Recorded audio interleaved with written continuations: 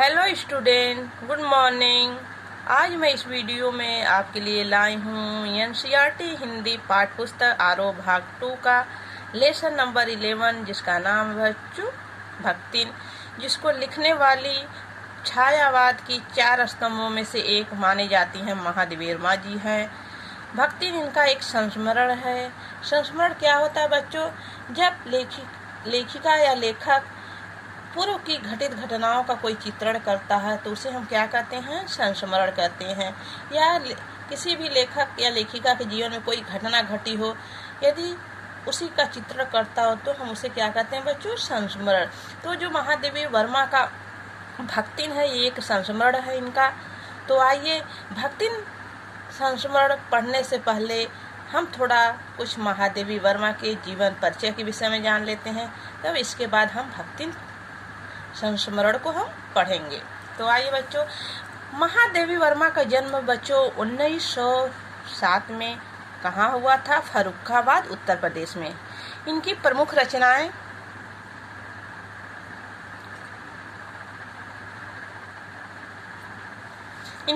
रचनाएं हैं दीपशिखा, यामा जो काव्य संग्रह है, श्रृंखला की कड़ियाँ बहुत फेमस रचना है इनकी बच्चों, आपदा संहिता, भारतीय संस्कृति के स्वर, अतीत के चलचित्र, स्मृति की रेखाएं, पथ के साथी और मेरा परिवार भी इनका एक संस्मरण है, जैसे भक्तिन है बच्चों। इनको कौन सा पुरस्कार मिला था? ज्ञानपीठ पुरस्कार किसको मिला था? हिंदी का साहित्यिक जो पुरस्कार ज्ञानपीठ होता है बच्चों, यामा संग्रह के लिए सन 1983 में मिला था। उत्तर प्रदेश हिंदी संस्थान का भारत भारती पुरस्कार, पद्म विभूषण 1996। इनकी मृत्यु कब हुई थी बच्चों? निधन सन 1987 में। कहाँ हुआ था? इलाहाबाद में। साहित्य सेवी और समाज सेवी दोनों रूप में महादेवी वर्मा की प्रतिष्ठा रही है। महात्मा गांधी की दिखाई राह पर अपना जीवन समर्पित कर उन्होंने शिक्षा और समाज कल्याण के क्षेत्र में निरंतर कार्य किया। नारी समाज में शिक्षा प्रसार के उद्देश्य से उन्होंने प्रयाग महिला विद्यापीठ की स्थापना की। साहित्य जगत में महादेवी वर्मा की प्रतिष्ठा बहुमुखी प्रतिभा के रचनाकार के रूप में रही है। अगर कविता के क्षेत्र में वे छायावाद के 4 स्तंभों में से एक मानी जाती हैं, जो कि अन्य 3 हैं सुमित्रानंद पंत, जयशंकर प्रसाद और सूर्यकांत त्रिपाठी निराला, तो ये उनमें से एक स्तंभ ये भी है। तो अपने निबंधों और संस्मरण चित्रों के कारण एक अप्रतिम गद्यकार के रूप में उनकी चर्चा होती रही है। श्रृंखला की कड़ियाँ जो है बच्चों, इनकी फेमस रचना है।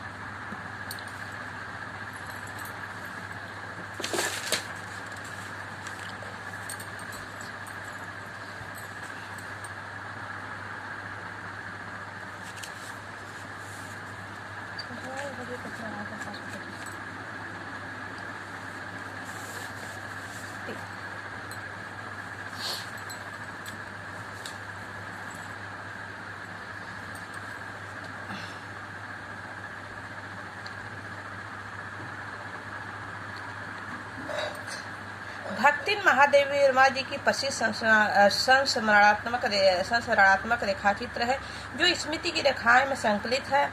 इसमें महादेवी जी ने अपने सेविका भक्तिन की अतीत और वर्तमान का परिचय देते हुए उनके व्यक्तित्व का बहुत दिलचस्प खाका खींचा है बच्चों। महादेवी के घर में काम शुरू करने से पहले उसने कैसी एक संघर्षशील, स्वाभिमानी और कर्मठ जीवन जिया, कैसे प्रतिशतात्मक मान्यताओं और छल भरे समाज में अपनी बेटियों के हक की लड़ाई लड़ती रही और उसमें हार कर कैसे जिंदगी की राह पूरी तरह बदल लेने का निर्णय तक पहुंची। इसका अत्यंत संवेदनशील चित्रण का इस पाठ में हुआ है।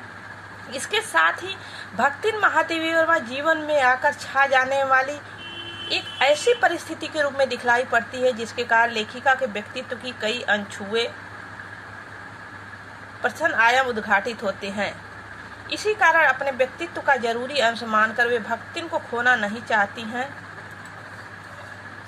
समग्रतः इस पाठ की परिस्थिति बस अक्खड़ बनी। महादेवी वर्मा के प्रति अनमोल आत्मीयता से भरी भक्तिन के बहाने संघर्षपूर्ण आवाज के रूप में पढ़ा जाना चाहिए। भक्तिन इस कहानी को पढ़ने से पहले बच्चों भक्तिन के कुछ पात्रों को समझ लेने से ज़्यादा समझने में सुविधा होगी। भक्तिन की एक बेटी होती है बच्चों, भक्तिन की एक जेठानी होती है, भक्तिन की एक सास है, भक्तिन के माता पिता है और भक्तिन के पात्र और भक्तिन के दामाद, इतने पात्र इसमें हैं। भक्तिन एक ऐसी महिला है बच्चों जिसका जीवन संघर्षों से भरा हुआ है। भक्तिन महादेवी वर्मा की एक नौकरानी थी, एक सेविका थी। भक्तिन ने एक सेविका का पूरा फर्ज अदा किया। महादेवी वर्मा कहती हैं कि यदि भक्तिन उसके जीवन में नहीं आती तो उनका जीवन अधूरा रहता। भक्तिन कुछ समय तक तो नौकरानी रही, लेकिन कुछ समय बाद महादेवी वर्मा से इतना लगाव हो गया बच्चों, जो लेखिका थी, कि उनका भक्तिन से इतना करीब आ गई, वह भक्तिन से इतना करीब आ गई कि भक्तिन को परिवार का एक सदस्य समझने लगी। उनको अपनी सेविका या नौकरानी नहीं समझती थी, बल्कि उनको एक परिवार के जैसे सब सदस्य होते हैं अपने परिवार जैसे समझने लगी। महादेवी वर्मा कहती हैं बच्चों, भक्तिन का अधिकांश जीवन संघर्ष से भरा रहा। भक्तिन का नाम भक्तिन इसलिए पड़ा क्योंकि वो पति के मरने के बाद भक्तिन की तरह सफेद साड़ी, कान में कुंडल, गले में कंठी माला पहनने लगी। जैसा कि आज हम पढ़ेंगे भक्तिन कहानी, तो आइए बच्चों आज हम चलिए पढ़ते हैं भक्तिन। थोड़ा देखिए, छोटे कद और दुर्बल शरीर वाली भक्तिन अपने पतले ओठों के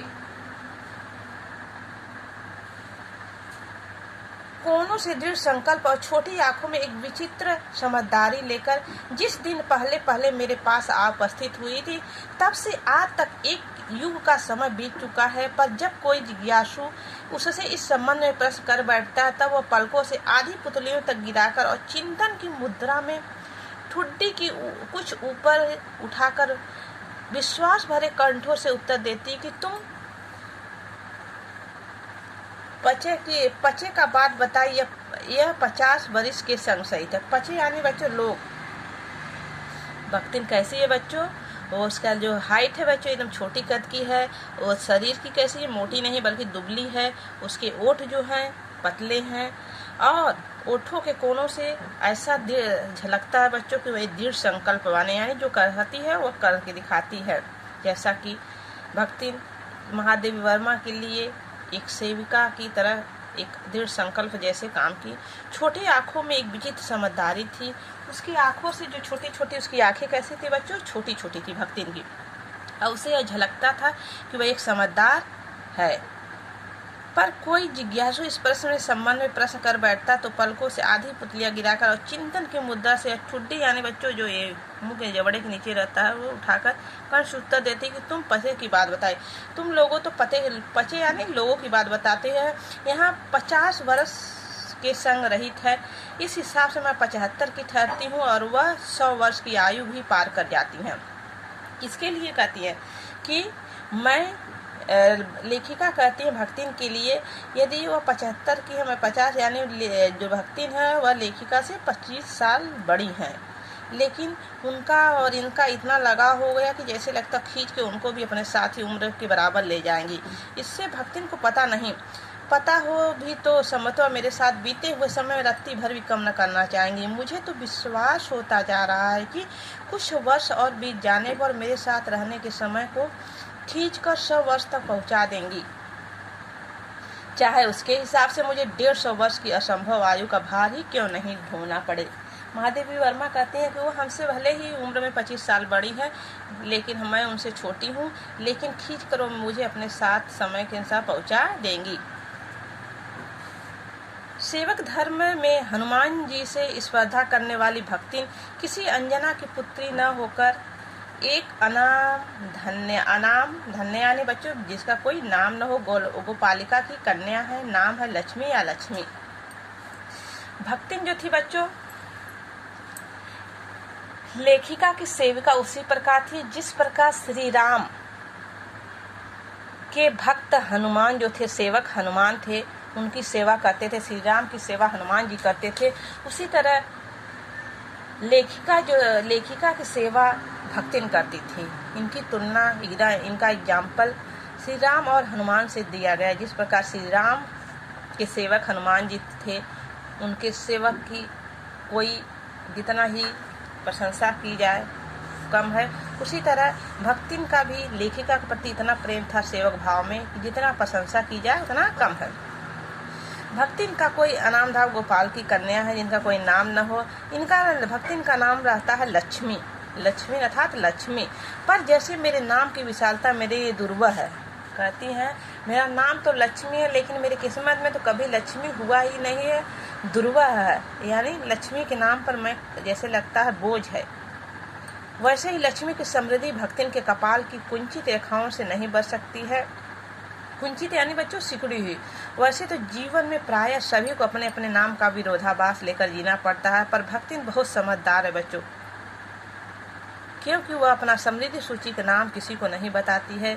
केवल जब नौकरी खोज में आई थी तब ईमानदारी का परिचय देने के लिए शेष इतिवत के साथ यह भी बता दी कि वह इस प्रार्थना के साथ मैं कभी नाम का प्रयोग न करूं।